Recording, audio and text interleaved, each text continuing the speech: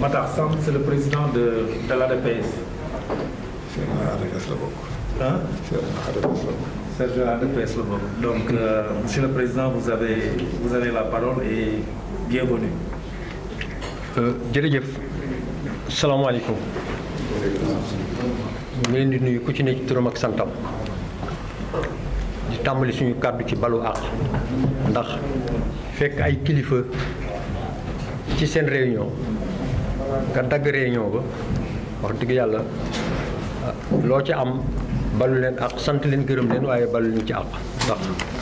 jamono ji moom xat na xat koo xam ne gi képp koo jël benn simili lu mu néew ci jotam amaana yàq nga ko lu bari ñu ngi leen ci jéggalu bu baax a baax a baax ni ko Fallou Ndaw waxee dañu am fii Thiès benn kuréel gu tudd association départementale de la presse sportive ADPS boo xam ne man la ñu jiital ci kuréel googu ñuy yëngatu ci lépp loo xam ne lii rek comme ni ñu ko déggee lu soxal sport la. am kenn koo xam ne kii nag moom moo am initiative personnelle am ndax dafa am sitam am télévision am di ci yëngatu muy Alaaji Malick TV moom moo ko sos moo ko moom mooy principal animateur bi bokk ci aussi ci presse sportive bi mu am initiative xalaat boo xam ne bi ñu ko waxee dañ koo rafetlu ndax bari na Sénégal ñu ngi ciy defal mbir dañuy bàyyi ba ñu dee tëral leen ci buntu jàkka ji di def ci ñoom ay seede wala bu dee ci cérémonie yu mel nii la yu ñoom maître ñu def à titre posthume bari na fi lool moom nag mu am xelu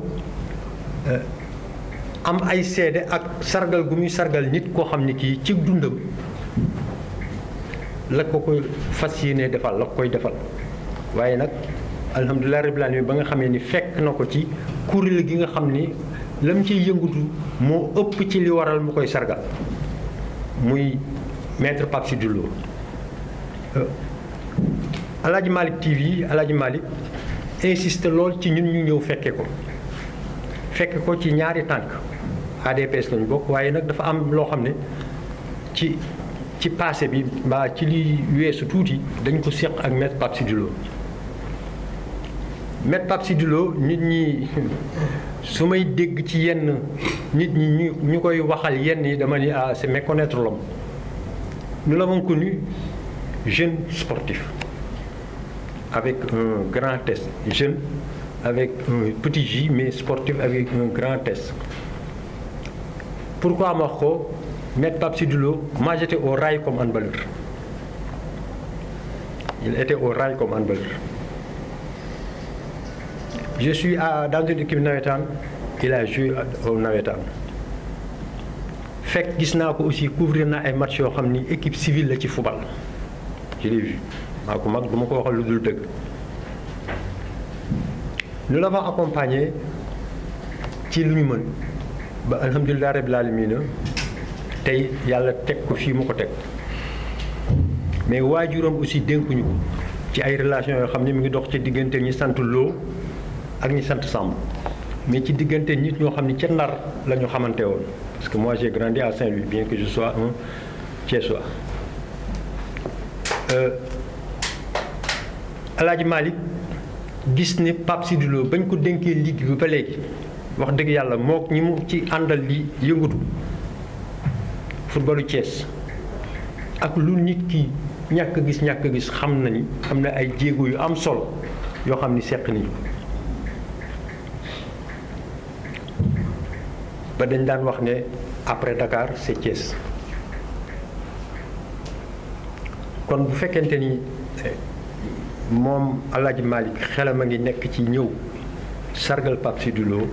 boole ci association de la presse sportive mais boole ma ci man à titre personnel ma taxaw ci ñetti tànk yooyu kon du ma mën lu dul sawar ci maître lii daal mooy li nga xam ne lii mooy yóbbante bi nga xam ne Alaaji Malick TV mu nga la taxaw Alaaji Malick s'il vous plaît jógal taxaw ñu gis la un peu voilà moom moo am initiative bi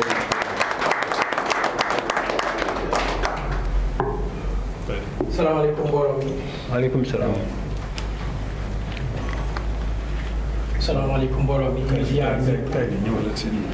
ah d'accord moo taxaw baax na non garaaw. salaamaaleykum mbooloo mi ñëpp ñu ziar leen dégg leen kontaan ci ñëpp nag wax dëgg yàlla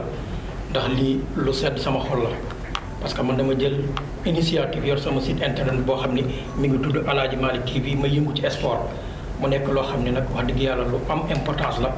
te it sport boo ci yëngu nga dëkk Thiès nekk bi gis koo xam ni am na taxawaay boo xam ni ci Thiès wax dëgg yàlla bu fekkoonte ni France la nekkoon heure bi daanaka danañ ko defal leneen loo xam ni tubaab yi dinañ kontaan ci moom ba defal ko loo xam ni da ngeen naan lii mënta ne mais heureusement Sénégal la ne mu nekk initiative boo xam ne man maa ko jël. du question moom wala waxtaan noonu man maa toog ba mu neex ma xalaat ni kii li ma gis ko mu def ko ci sport mérito na maanaam ñu sargal ko wan waa Sénégal gi yëpp ni kii am na loo xam ni deful ko boppam mais ñun waa Thiès la ko defal. parce que bu fekkee Sénégal dafa jël coupe d'Afrique mu ànd ak ñoom gone yi jël ay coupe d'Afrique yu ndaw ndawaan yi lépp mu bokk ci délégation bi jiital lii bi ma jàpp ni lépp a ngi jaar yoon te moom mu dëkk Thiès man jàpp naa ni loolu lu rëy la ci ñun lu rëy la ci ñun ñi nga xam ne dañuy liggéey ci wàllu seen sport moo waral ma jël initiative ci boppam yëgal ko tàgguma ko dama ko yëgal ko ni ko dinaa la décorer te nag jarul muy ne ci mbooloo jarul muy ne fenn danañ ñëw ba fekk la sa biir kër nangam ak nangam heureusement nag ñoom ñu am programme expliqué ma ko ma ne ko mën na ne mais ñun bu ñu koy sargal sax bu ñu sañoon sax daanaka bu dee ñun presse bi rek na nekk ñun ak ñun mu wane ni defuñu ko ngir ngistal wane ni defuñu ko ngir xaalis wane ni defuñu ko ngir dara parce que bu fekkente ni xaalis ñun amuñu ko waaye ñun ñi ngi dund bu baax a baax ñi ngi faj suñuy soxla te it bañ ko xamee léegi bu ma juumul matul 3 mois ñu xamante ni matu ko kon jàpp naa ne ñun amul lenn lu ñuy xaar ci moom lu dul maanaam li mu defal football ñun ñu jim ko wane ni am na benn jéego boo xam ni yëkki nga ko ci li nga xam ni mooy dëkk bi loolee tamit maanaam ñëpp neex na leen ku ko wax ak ku ko waxul kontaan nañ ci bég ci presse bi ma àndal muy sama gars yi ñoom it wax dëgg yàlla képp ku ma ko ci wax mu rafetlu ko mu mel ni Ousmane ak Cheikh Raoul ñi ma àndal Aladji Malick Sarr moo nekk ci say latir TSTV Ousmane moo ne TSTV ak président Matar mi nga xam ne moom it bi ñu ko waxee moom dafa amoon ambition moom moo ko waroon a def comme ñun xalaat nañ loolu ñun ñëpp nañu ci ànd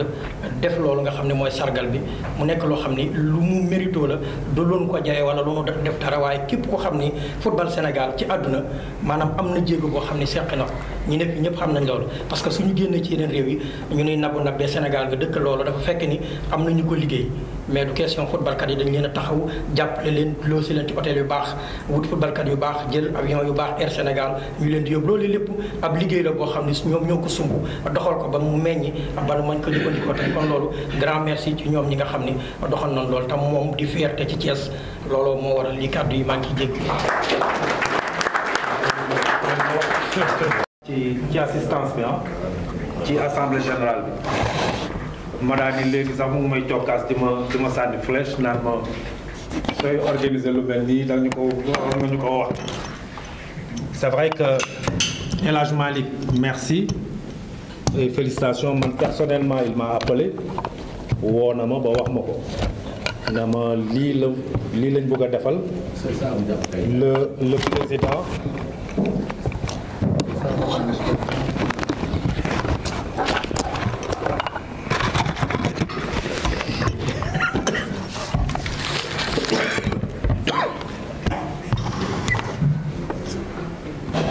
donc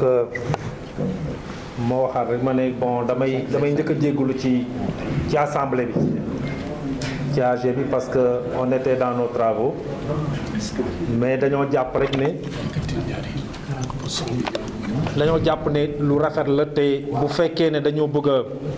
sargal Maître Pape Sidy Lo en tant que président de la Ligue ñun ñëpp lañ koy defal kon fekk ñu fi defee ko fii lu ñuy neex lay doon ma ne léegi bi ma daal di ne lu mel nii boo koy organiser war nga ñu ko wax ñu gën koo préparer ñun suñu bopp au niveau de la Ligue sargal nañ ko am nañu mébét yu bëri yoo xam ne jëmale woon nañ ci moom su El Hadj Malick jëlee loolu di ko def dañuy jàpp ne daf ko defal pour tout le football de Thiès. man sama bopp personnellement il m'a appelé pour wax ma ko bi ma ko waxee je lui ai dit effectivement ñun sax samedi am nañu une assemblée générale il serait bien comme ni nga ko waxee ñu ñëw defee ko foofu donc je lui ai donné mon accord mais dañ koy féliciter di ko remercier bu baax a baax ci li nga xam ne moom la jël initiative pour defal ko sunu président et à travers sa personne remercier toute la presse sportive de Thiès nga xam ne ñu ngi jàpp ci liggéey bi bu baax a baax ñun ñu bokk ci personnellement bokk ci presse boobu kon ñun dañoo ŋarale sax ci situation bii nga xam ne moom la ñuy def parce que ñun ñu ngi ci biir association bi di remercier tous les membres ñi nga xam ne ñëpp ñëw nañu fii ci jotaay bi mais li gënoon tax ma jël kàddu gi rek c'était d'abord pour s'excuser au niveau de l'assistance jéggul leen bu baax ci interruption bi nga xam ne dañ koy def mais xam naa ne képp ku fi toog am nga ci mbégte fi mu nekk nii kon loolu jéggal la par principe rek mais ñëpp ci kontaan El Hadj Malick la presse vraiment on vous remercie très sincèrement et que di leen wax ne compagnonnage bi ak àndin bi rafet na continuer comme ça parce que nous tous nous œuvrons pour le développement du football de Thiès en particulier et pour le développement du football du Sénégal. Merci. Je crois que c'est comme ça. Au nom de la Ligue, une ou deux personnes.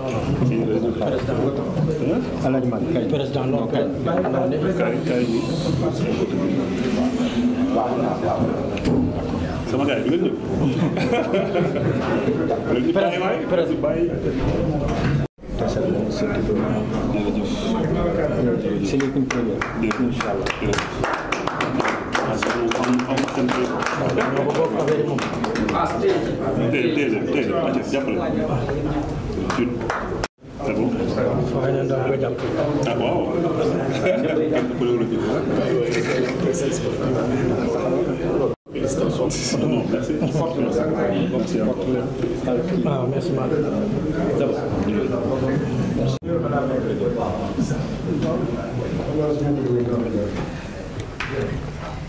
mani mais man ban ligue laa ne est-ce que ligue Thiès la je crois que peut-être que nit ñi bon ni ñuy percevoir affaire yi rek noonu lañ koy xalaatee mais mbir yi demewul noonu mën naa wax ni ligue Thiès moom ngeen ñu fekk léegi ñu koy wax parce que nous sommes en assemblée générale lépp c'est dans la concertation lépp c'est dans la compréhension lépp c'est dans l'entraide te loolu moom bokk na ci ñi nga xamante ni ñoo ko gën a dëgëral ci ligue bi donc aujourd'hui su fekkente ni dañ lay sargal ñun ñu ne fi au nom de la Ligue de Thiès ñun ñu témoigner la parce que Matar dafa wax lu am solo bàyyi ba mu dem ngay wax je crois que muy dund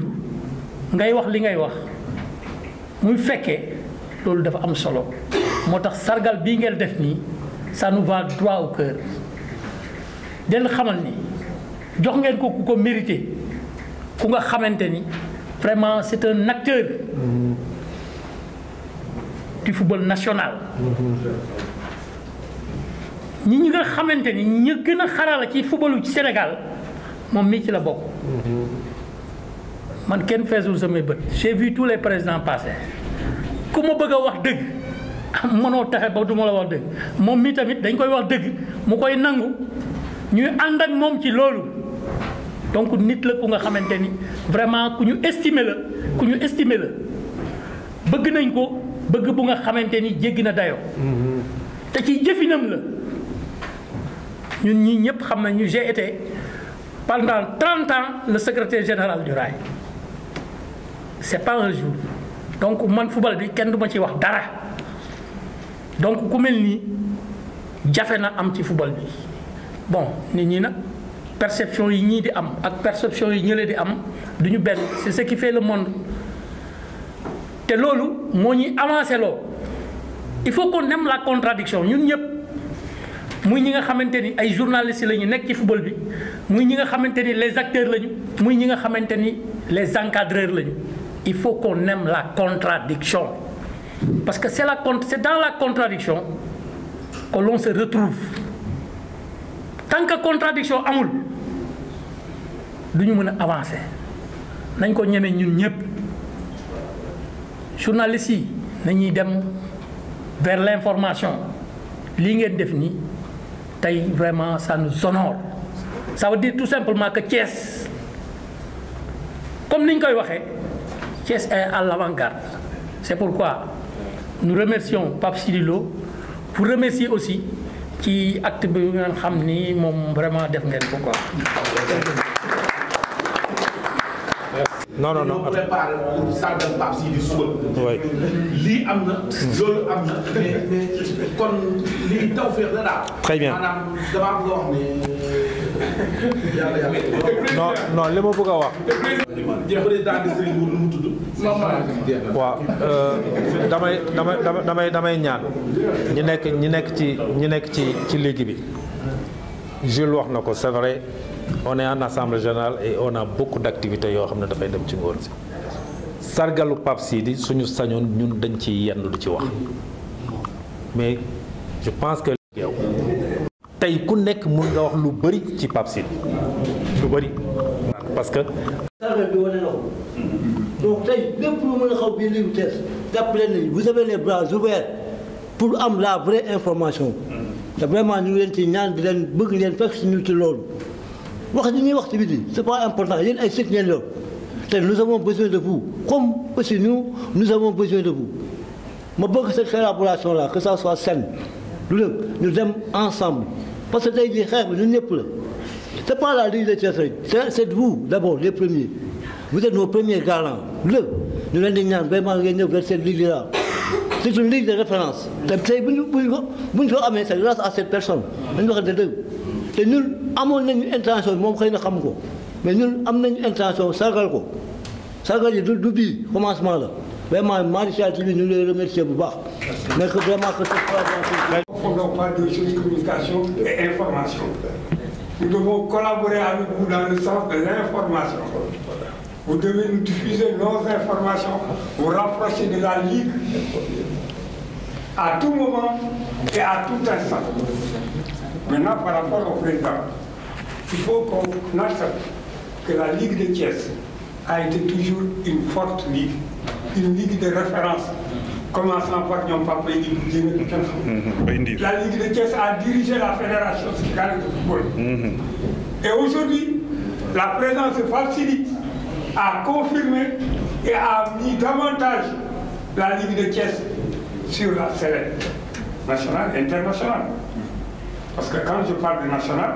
mais nous avons notre président qui est membre du comité exécutif, qui accompagne en fait les équipes nationales, mais qui aujourd'hui a une équipe professionnelle. Vous avez entendu parler en fait de quelques problèmes, etc. C'est sur le plan international.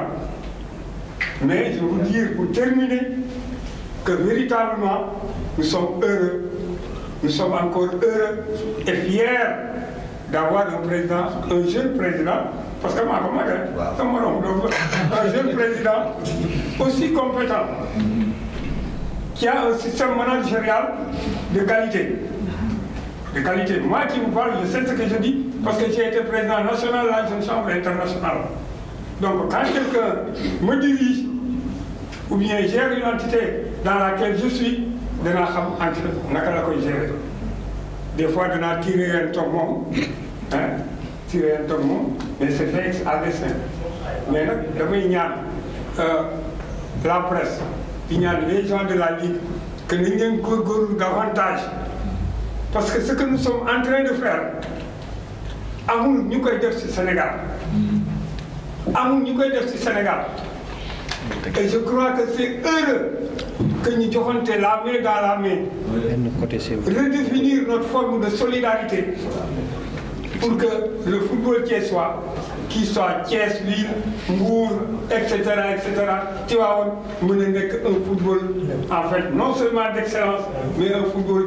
qui sera au premier plan, national et international. Véritablement, c'est ce que je voulais dire pour vous remercier, parce que vous êtes d'accord, parce qu'en fait, tout à l'heure, je voulais dresser dans mon cas, mais nous sommes en assemblée générale. On ne doit pas interrompre une assemblée générale pour ça. Il faut un moment solennel pour ça.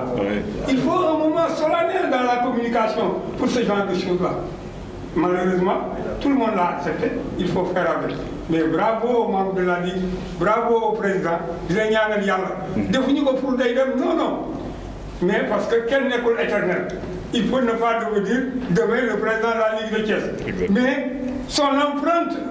c'est son empreinte qui est importante. Et aujourd'hui, il est en train de mettre davantage son empreinte sur la Ligue. des équipes mandat ay 8 lañ ma doon dóor ay 8 ak 10 mais bu may fayal ay regroupement et tout ça mais aucun président ne le fait aujourd'hui mais je suis heureux parce que maa ngi dóor ay 6 ak yooyu bravo président bravo président.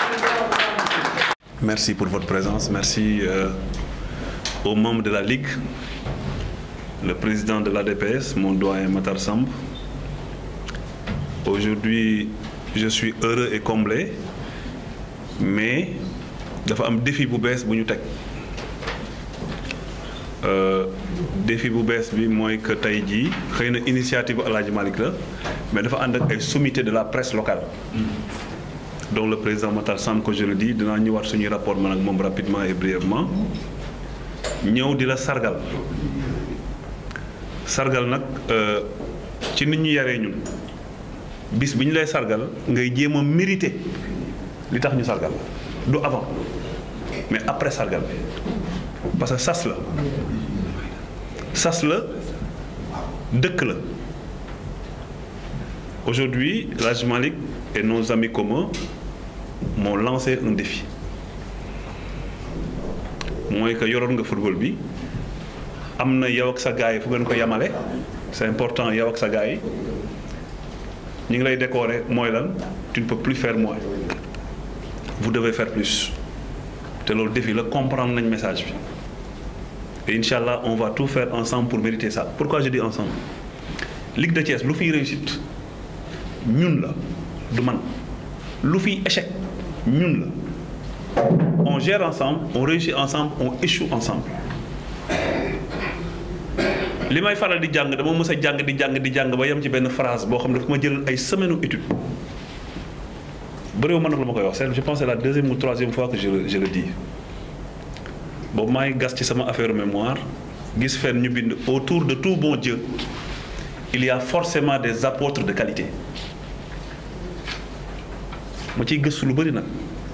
déjà lu tax mu ne autour de tout bon Dieu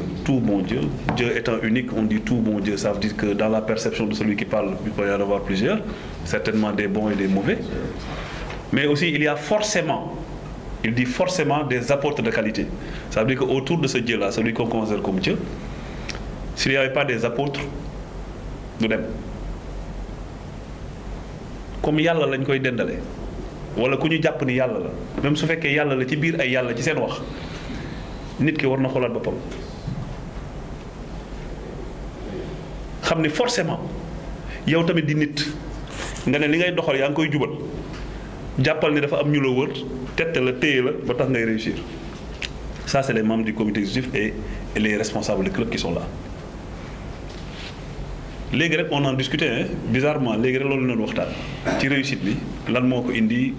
c'est vrai comme l'a dit le président Aïdara comme l'a dit le président El Hadj Sarr on a hérité d'une ligue très compliquée xam nga Thiès moom ça va xam nga football moo grave quoi football moom dañuy waxtaan bu jubóo rek ba ñu mbëkkante mais Thiès moom dëkk mbëkkante la woon mbëkkante yu met suñu biir ak ñun ak fédération ci laa ñëwee en 2009 et j'ai eu la chance parce que c'est une chance là. C'est pas évident c'est une chance te chance boobu sas la xam nga chance bi loolu la 3 fois lañ ma renouveler sama mandat fii pas à la majorité mais à l'unanimité c'est-à-dire bu njëkk ba 35 clubs la woon jékki-jékki nekk 40 nekk 43 di dem ba tey 65 club yëpp na yow la. amul kenn ku contre ça veut dire quoi ça veut dire que yow da nga yaakaar li ngay def neex na ñëpp neexul ñëpp de ñëpp kontaanuñu lépp ci li ngay def de mais ni ngeen ko défendee ensemble vous l'assumez ensemble donc loolu tax ñun am esprit ensemble waxante dëgg dóorante comme l'a dit Cheikh Aïdara fii boo ñu fekkee ñuy âgé fi da nga naan ñii duñu mës a jubóoti je te jure du génn fii te ku fi teew doo xam ne ligg ñi ngi doon waxante seen biir bay dóorante te bu ngoonee boo ñu fekkee stade ñu toog ci kaw grade yi da nga naan ñii mosuñu waxante âgé c'est ça la Ligue de Thiès parce que li ñu yor moo rëy Thiès la deuxième région du Sénégal moo jël suñu football dénkuñu ko ne joxuñu ko Massamba joxuñu ko Mademba yéen ñii lañ ko jox da ngay répondre wala nga faillir mais ñun on se bat te lii sas la supplémentaire parce que rien ne vous impose de le faire alaaji yow ak suñu gars yi je dis suñu gars yi parce que des amis communs ëppale woo ma si ñoom et j'ose le revendiquer xëy na ñu ngi wax peut-être Fallou est chargé de com mais Cheikh Raoul il est de FSF TV il est de la télévision de la Fédération sénégalaise de football c'est lui qui fait les directs chaque fois moom Papis Diallo donc aujourd'hui si on a 2 journalistes ou 2 acteurs de la communication de Thiès qui sont à FSF TV c'est pas des Dakarois c'est des Thiessois les gars te yaatu na trop donc si Thiès parvient à s'imposer sur le plan national et international ça veut dire que ñun Thiès ñoo manqué koo jëmale affaire bi kanam kon nag bu ko kenn revendiquer yaakaar ne yaa ko jëmale kanam man de sañu ma ko revendiquer je n'ose pas revendiquer les réussites de la Ligue mais sañ naa toog ne man ak sama gars yi kat jëlee nañ ko fii yóbbu ko fële quand on prenait la Ligue Thiès avait 3 clubs professionnels 3 aujourd'hui on fait le tiers du championnat professionnel ñun Thiès kese rien que la région de Thiès c'est 1/3 du championnat professionnel on dit que le football n'avance pas une seule région jël 1/3 des clubs professionnels du Sénégal c'est extraordinaire amul coupe bu fi dugul tous les trophées sont là on travaille bien on est dans le manco et on est productif parce que El Hadj dafa junj sànq lu am solo li am solo mooy ñun na ngeen xool li fédération di doxal fan yi ngeen xoolaat suñuy procès-verbaux assemblée générale année yee passé ngeen xool je vous renvoie là-bas ngeen xool Thiès fii on a une réflexion féconde mais li ci des mooy bu ngeen bokkee si ñiy jiite ñun ñii le top management de la ligue mooy doxal li gars yi arrêté te ànd ceeg dëgër bopp veiller à l'application stricte des délibérations te ñun loolu mooy suñu force dans l'unité rester ensemble di jëllale di jëriñe et c'est important mooy mandarga kilifa te kilifa yooyu la Thiès soxla man c'est accidentellement que je suis devenu président de ligue accidentellement j'ai fait don de moi pour le football xëy na li ma koy wax du bari de mais xëy na tey jotaay bi permettre na ma wax j'étais même pas candidat pour prendre cette ligue de Thiès là dama génn benn émission man ak Louis Lamotte ak Augustin Senghor ñu nekkoon ci benn débat à la RTS ma génn je pense c'est lui ou Demba Diawara l'ancien trésorier de la ligue qui m'ont appelé président ça va man ça va fan nga nekk ma la maa ngi nii RTS dama soog a pare benn émission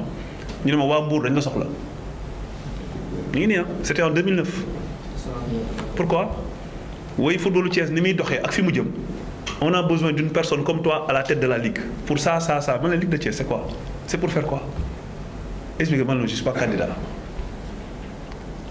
parce que boobu pare nañ ci réforme texte football sénégalais yi on revenait de normalisation on a mis en place un arsenal juridique mooy texte football Sénégal actuel yi il fallait pousser ci 2 aspects vulgarisation texte yi pour ñëpp comprendre nouveau texte football yi lan la ak naka la parce que c'est une révolution entre les anciens textes et les nouveaux textes mais aussi il y a la surveillance et l'élargissement de l'environnement juridique voilà tegoon sama bët pour man ci looyu laa nekk ay directeur juridique wala nekk ci yenn aspects yooyu c'est comme ça que je suis devenu président Ligue de Thiès quand on est venu on a dit gars on a hérité d'une ligue c'est ensemble qu'on a mis en place le nouveau comité exécutif faisons l'état des lieux ñu xool fa lañ toll fa sa tànk jëm sa bët moo fa war a jiitu balaa ngay teg sa tànk da ngay xool fi ngay teg fan la on s'est parlé on a fait un symposium toog xool l'état des lieux xool ce qu'il nous faut pour aller de l'avant et on a fait aujourd'hui ensemble de grands bonds xëy na loolu tax yéen ngeen jàpp ne war ngeen ñu décorer mais pareeguñu aujourd'hui on a réussi cette ligue là a réussi à gazonner Maniang Soumaré dërëmu kenn dugg ci kenn quand on le disait on ne nous prenait pas au sérieux booy yi dañuy nelaw bu ñu yeewoo réew leen neex a wax les gens certains nous traitaient de menteurs aujourd'hui on a mis le gazon à Maniang Soumaré dërëmu municipalité dugg ci dërëmu ministre dugg ci dërëmu DG dugg ci dërëmu ligue régionale dugg ci dërëmu benn président de club dugg ci dërëmu benn Thiessois dugg ci ñu pare fédération jël ci keesu fédération tabax tribune jox ñu Lat Dior aujourd'hui toutes les équipes nationales viennent ici à Thiès. Toutes les grandes finales se jouent à Thiès. C'est parce qu'ensemble, on a accepté, les gars, de suer. And check une presse très responsable. Et c'est l'occasion de vous féliciter. Parce que man, du ñay dof quoi. Des fois, les match bo xamné yoonu wa Thiès newu ci gis presse Thiès bi ñeu fess fidèle. Ça veut dire que c'est des gens qui sont conscients de leur travail. Et je ne cesse de vous remercier. Tay man ngeen sargal mais man dama leen di remercier au nom de la Ligue régionale de football de Thiès. Fi ngeen ko japp fofu la. Fi ngeen ko japp. Parce que malheureusement pour vous, vous faites partie de ce qu'on appelle les garants de la réussite. Le football doxé. Ah, malheureusement pour vous, yéen la de bu doxé yéen la bu doxul ci ngeen bokk. Football au Sénégal. Parce que dafa am patch bu am solo bo xamné yéen a ko war liggéey té bu ngeen ko liggéeyul kenn du ko liggéey à votre place. Donc ñun aussi dañuy dellu leen ñaax ci loolu. Ngeen matal sen taxaway ci bi ngeen wara taxaw ci football bi. Personne ne va vous dire que vous êtes de trop. Personne ne va vous dire que li ngeen nek ken santu len ko wala lu ci sa yoon. Parce que vous êtes la presse sportive. Des fois damay xulok doyen Matar Samb xam nga lu may xulok mom chaque match équipe nationale. Laaj ko pourquoi joxo ma liste journalistes yi bëgg ñëw. Parce que moi ça me fait mal qu'un journaliste thiessois veuille couvrir un événement national ou international te du ko man. Te mu xewé sa biir dëkk. Laaj ko sax du ci ko ak Elage ton GG là Elage Dieye ak Fallou Ndaw. Donc restons ensemble les gars, travaillons ensemble pour l'unité du football. Li nak delloo naa ko waa ligue bi parce que en réalité ñoom ngeen sargal à travers ma modeste personne.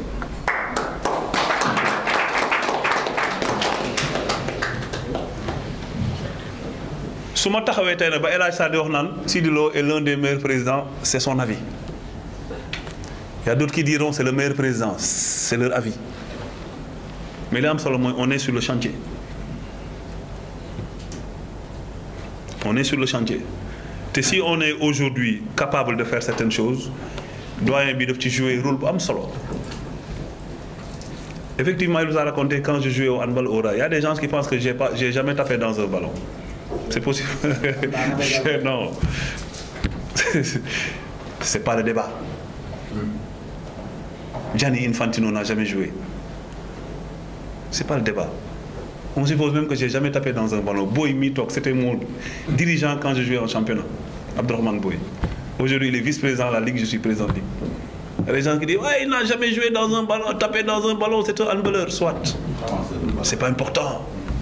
Ce qui est important, moi, ensemble, avec mes amis, qu'est-ce qu'on est en train de réaliser? Et malheureusement, pour vous, hein, on sera jugé que sur ça, pas sur notre passé. Soit un ballon d'or. Ok, on te confie une structure, ça ne marche pas, on dira que ça ne marche pas. Ça ne va pas. Et toi, il y a une fédération camerounaise de Dengen.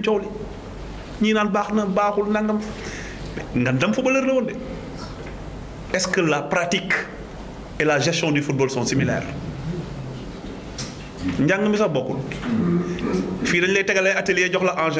Il faut te familiariser avec l'engin, le ballon. Gestion, da ngay ñamé nak dem ci sedd bi de dem France tardé tabaski tardé korité jang xam boy gérer football ci loolu lañ lay évaluer mais pas ci lo doonon demb ak barki dem sinon ñoxor mi moy jité grand pétéga moy ñew tok fi c'est vrai Albouri la ko duma ko jité était international meilleur buteur partout joué championnat de France Paris Saint-Germain tout ça aujourd'hui il est à la Ligue de Thiès mais il n'est ni président ni vice-président. C'est pas déterminant. Mais nak joué na nawetaan jël naa coupe yëpp dama jël ñaari phase nationale soo ko bàyyi maa doon capitaine jamono ñu bëri xam parce que j'ai passé inaperçu. J'ai joué 6 phases nationales de nawetaan. Combien de finales régionales, combien de finales départementales? C'est pas important. Ce qui est important, moi, les gens te jugeront sur ce que tu as fait. Ces actions, ces résultats, nous valider ce choix.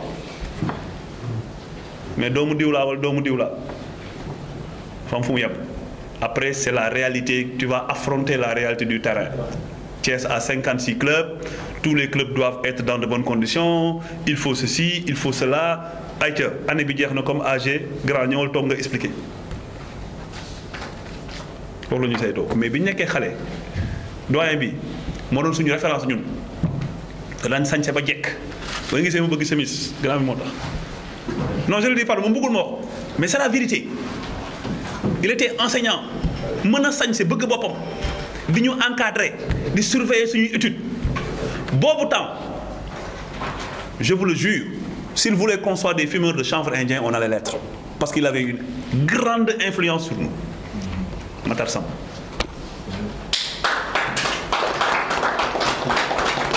mais il nous a façonné xamuñu bëri xamuñu ne man ci enseignement laa commencé moom moo tax dama def première année deuxième année droit suspendre sama inscription dem defi concours EFI génn ñu mbaq ma Louga formation ma dem formé j'avais 4 ans pour préparer le concours de l'ENAM pour que 5e année ma def concours ENAM te je me disais que war ma ko def 2 fois voilà là où je suis passé grâce à lui il ne le dit pas par modestie kii même handball bu ñu daan toog di déconner wala di grève bu ñu ko séddale oh affaire yàqu na da ngay bàyyi par force loo mënti jàpp boo ko séenee sax yow da ngay xam ne sa affaire yàqu na parce que doyen Matar Samb vient tu es obligé li mu bëgg noonu ngay def loolu lañu seq. Aujourd'hui s'il a le privilège de diriger la grande l'amicale de l'ADPS départementale de la presse sportive vous êtes chanceux jàppale ko seen fukki loxo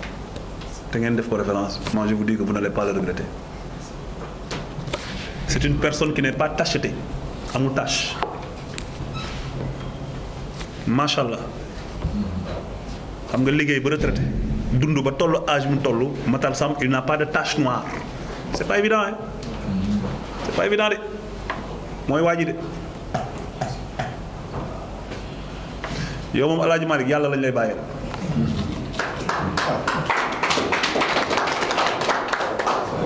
yàlla lañ lay bàyyee te dénk naa la doyen yi di wax parce que Ligue de Thiès nag yorewu ma ko de doyen yi ñoo ko yor de des fois sax damay jàpp dara ñu ne ma sama waa ji lii du fi am de te sans m'expliquer nag du fi am point dem fële te loolu effectivement ñu wax mooy am du am dénk naa la doyen yi bàyyi nañ la ak yàlla tu es venu dans l'environnement des médias am fi taxawaay mat sëkk di ñaw di dog bu mu gàccee di waxtaan di valoriser sa dëkk parce que bu ñu nee président Ligue de Thiès tu valorises Ligue tu valorises football tu valorises Thiès sax yàlla na la yàlla jàppale. yàlla nañ ñun waa Thiès Ligue de Thiès ñu mérité lii yàlla nañ ko mérité. yàlla bu kenn ak cim bu ñu yëgoon kenn du leen décorer. c'est important parce que nit dina def dara rëccu ko yàlla bu ngeen rëccu décoration bi. te yàlla nañu yàlla dimbali ñu rester ensemble. Madani je pouvais vous laisser parler j'ai été très long. mais dañ doon bañ prise de parole intempestive yi mu bari mu yàq AG bi mooy jéggaluwaat ci kanam mu ñëpp le fait que ñu interrompre assemblée générale bi parce que l'assemblée générale est solennelle waruñu ko interrompre maa ngi siy jéggalu waaw dëgg la mais maa ngi jéggalu rek si njëkk ngeen baal ma ko parce que mon ennemi là dem fële te loolu effectivement ñu wax mooy am du am dénk naa la doyen bàyyi nañ la ak yàlla tu es venu dans l'environnement des médias am fi taxawaay mat sëkk di ñaw di dog bu mu gàccee di waxtaan di valoriser sa dëkk parce que bu ñu nee président Ligue de Thiès tu valorises Ligue tu valorises football tu valorises Thiès sax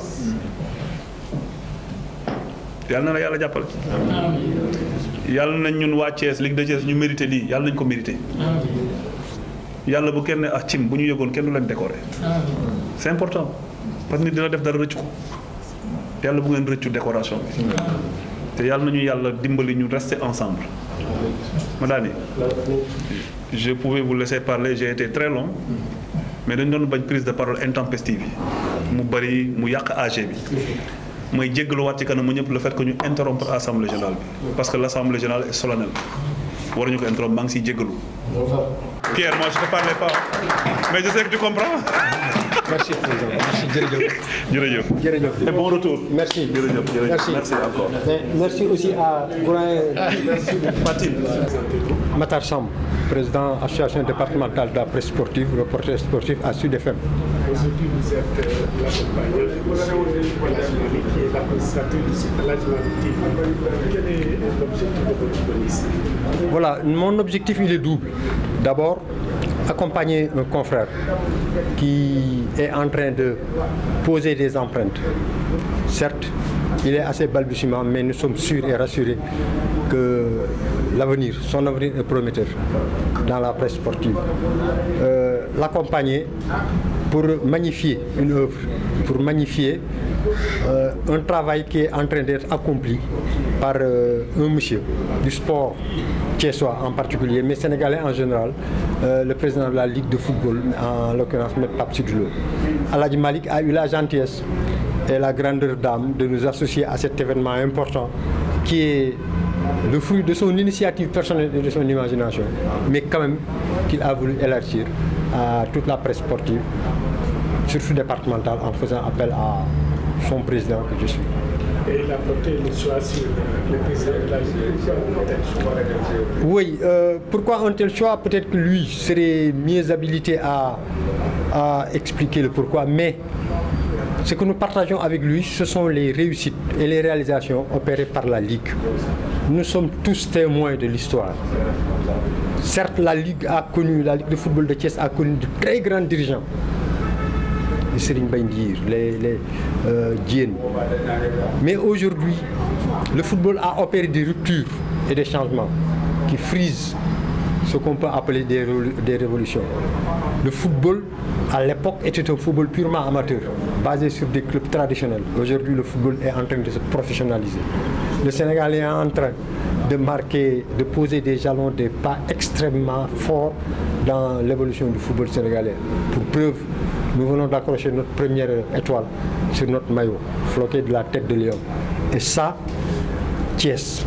a eu à jouer sa partition dans ça. La Ligue de Thiès de football a eu à jouer sa partition dans ça, mais le président Pape Sidy Lo, qui est dans la commission juridique de la Fédération sénégalaise de football, a aussi eu à jouer sa partition, fort heureusement avec beaucoup de succès. Ce qui fait que si Aladji Malick TV a pris sur lui l'initiative et l'intelligence de venir l'honorer, et il a eu la chance aussi de le trouver en pleine assemblée générale de la Ligue avec tous ses collaborateurs, ce n'est qu'une chose que nous saluons et que nous lions à sa juste valeur. Et il a salué également la collaboration parfaite entre la presse sportive régionale et le sport ne peut pas aller sans la presse. Impossible. La presse est devenue l'autre pied, l'autre membre qui soutient et qui sous-tend la marche du sport. Sans la presse, le sport ne serait pas arrivé là où il est, surtout le football. Et la collaboration entre la Ligue de Thiès et la presse de Thiès est une collaboration très belle et très bénéfique, tant pour le football que pour la presse. Le président tey ñu gis seen taxawaay ci stade bi yéen ñëw sargal jëwriñ ji wàllu mbir. waaw suñu tànk tey jii fii ci stade Lat Dior ginnaaw ba nga xamee ni ñoo ngi nuyu téléspectateurs yi ñun man Matar Samb man maa jiite kuréel gi tudd association départementale de la presse sportive bu Thiès nga xam ni moo lëkkale képp koo xam ni kii rek yaa ngi nekk ci bërëbu tasukaayu xibaar yi tey yëngatu ci lu soxal sport bi. tey jii ñu am mbégte ak bànneex ñëw ànd ak suñu benn rakk suñu benn doom boo xam ne bi Aladji Malick TV la nekk naam xëy na ba mu duggee ci mbir mi sax yàggul waaye nag ñu ngi ciy seq ay jéego yu am solo yoo xam ni bu newoon ci leneen sax ñu war koo gunge ma sama ba nga xamee ni dañoo rafetlu li nga xam ne li moom la nekkee ci la nekk ak ni nga koy defee. lu mu doon def tey jii muy def jëf ju rafet yoo xam ne dafa ñëw di sargal si kenn koo xam ni ñëpp dañoo rafetlu jéego yi nga xam ni kooka séqi na ko ànd nag ligue bu football mooy kuréel gi nga xam ne kii ci région bu Thiès région bi nag moo ëmb Tivaouane Mbour ak Thiès ligue bi seqi footballu Thiès seqi na jéego yooyu ci ki nga xam ne kii moom moo ko jiite ak ñim ci àndal mu koy rafetlu ba tey jii mu ne daf koy sargal ci ak dundam xaarul ba nit ki dee wala ba nit ki folleeku mu doog koy sargal daf ko sargal fekk ni mi ngi ci muy loo xam ne lii rafetal na la mu jëfagum waaye ñaax na ko ngir jëf lu gën a rafet la nga xam ne lii moom li nga xam ne mooy Pape Sidy Lo jëf na ko ci ligue bi ñu rafet na ko lool. ndax firnde na li nga xam ne mooy choix bi. lool firnde na ko lool wax nañ ko ndax ligue Thiès ligue bu yàgg la bu taarixee la itam bu am loo xam ne lii am na woon na ko taxawaay ci footballu Sénégal Serigne Mbaye Ndiir dégg nañ turam nekkoon na président fédération sénégalaise bu football fii la dëkk Thiès Ibou Diène dem si yàlla na ko yàlla xaare àjjana ñoom ñaar ñëpp ñoom itam amoon nañ taxawaay bu am solo ci fédération bi waaye football bi dafa indi ak coppite goo xam ne wala coppite dafa dugg ci biir football coppite goo xam ne gii na la fi amoon démb ak bërki démb li fi ne léegi da ko wëngër ñi da ko wulbati démb da ngay gis ne football bi footballu ku coobare woon dañ ko bëggoon doon ko def léegi football bi am koom la football bi xëy la football professionnel moo am léegi ligue bi fexe ba ñaari bànqaas yooyu yëpp yooyu di dund ba Thiès tey ji nekk ñaareelu région bi nga xam ni bu ñu tuddee Ndakaaru rek Thiès lañ ci daal di toftal boo xaymaa lépp li nga xam ne mooy football équipe bu football ci yi nekk ci Sénégal nga xaaj ko ñetti xaaj yu tolloo Thiès rek moom mooy benn xaaj bi yeneen ñaari xaaj yi la yeneen région yi séddoo xam nga loolu kon région bu am solo la taxawaay bu am solo la bu Thiès taxaw Alaaji Malick nag xam ne ñi nga xam ne ñoom la ñu dénk football bi ñoo ngi ciy bay seen waar mbayin wu rafet ka ñu jiital ci seen bopp mooy Pape Sidy Lo mu ne nag daf koy sargal tey jii nag mu rafet lool ndax mi ngi ko fekk ci assemblée générale fekk ak ñi nga xam ne ñoom la Pape Sidy Lo àndal di doxal football bi mu ñëw yëkkati raaya boobu teg ko ci loxoy Pape Sidy Lo muy lu ñu rafetlu lool. waaw moom moom la ñuy sargal rafetlu na collaboration bi am ci diggante presse locale bi ak ñi nga xam ne mooy kuréel gi jiite. waaw xam nga fi mu ne nii bu doon benn jëmm la dañuy wax ne ñaari tànk yi bii bu dee football bi lu ci des presse bi la football bi. bu ñu ko xamee léegi gis ko léegi ba yenn alal yeeg yenn koppar yi di ci dugg presse bi moo ci ànd moo tax nga mën a gis match yi moo tax nga mën a xam li xew ci biir stade yi joueurs yi ñaata lañ leen jëndee ñaata lañ leen jaayee li loolu presse bi moom rek moo mën a def loolu football bi xam na ni mënta dem bàyyi presse bi moo tax ba presse bi lëkkaloo football bi lëkkaloo ak presse bi ci ànd bu rafet waa ligue bi xam nañ loolu itam rafetlu nañ ko te ñoom ci def seen kéemtalaay kàttan association presse sportive bi fii am na ñoo xam ni ci lañu bokk nekk ci télévision bu fédération sénégalaise bu football ñaar ba ñett kii nga xam ni kii moom mooy ki yor kàddu ligue bi ci association départementale de la presse sportive la bokk kon nag presse moom tey ji dara mënta wër àddina bi àddina bi soxal àddina bi waa àddina bi xam gis ko te presse bokku ci loolu mënta nekk jërëjëf. salaamaaleykum bu ma nuyee gars yi remercier suñu doyen yi nga xam ni képp koo xam ne yaa ngi bëgg a def presse di nga ko roy ci moom ndax jëmm ji nga xam ne am na ko di ko taxawal presse ñëpp bëgg ci ma jàll ci Pape Sidy Lo maanaam li waral loolu mooy kenn ku mu ci mën di doon taxawaay bi nga xam ne mi ngi koy def ànd ko ñi mu ko àndal comme ni mu ko waxee ci lu jëm ci wàllu presse ak ci lu jëm ci loo xam ni jëm na ci liggéey boo xam ne football bi yow mii di nga tàllal micro Alaaji Malick xam nga ni football bi am na fu mu tolloon ay jamono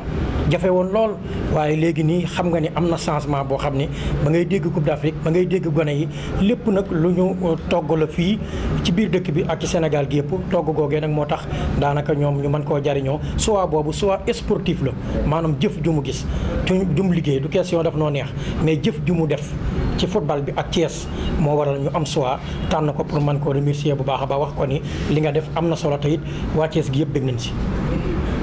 gis nañu sargal bi te ñàkkul ni am na jéego yu am solo yoo fas yéene liggéey ci presse sportive bi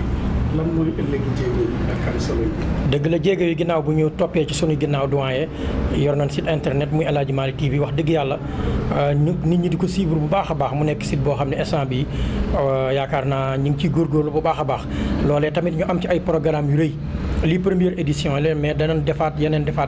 chaque année danañu fexe dem ak sunu moyen bopp fexe ba góorgóorlu ba sargal niti Thiès yi ba kenn koo xam ne am nga fi taxawaay rek bu soobee yàlla danañ ànd ak site bi ànd ak ñoom président wan ni la fi nga dëkk la boo xam ni buy dool new jëkkal doomu aadama la du dëkk boo xam ne dañ fay sëkki jëf waaye dëkk boo xam ne dañ fay jëqi jëf joo xam ni képp ku baax di fi def lu baax am nañ yéene ñëpp yëg ko. naam motivé nga ki nga xam ne moo di président ligue bi waaye moom itam delloo wax na kàddu gi rafetlu bu baax a baax liggéey bi presse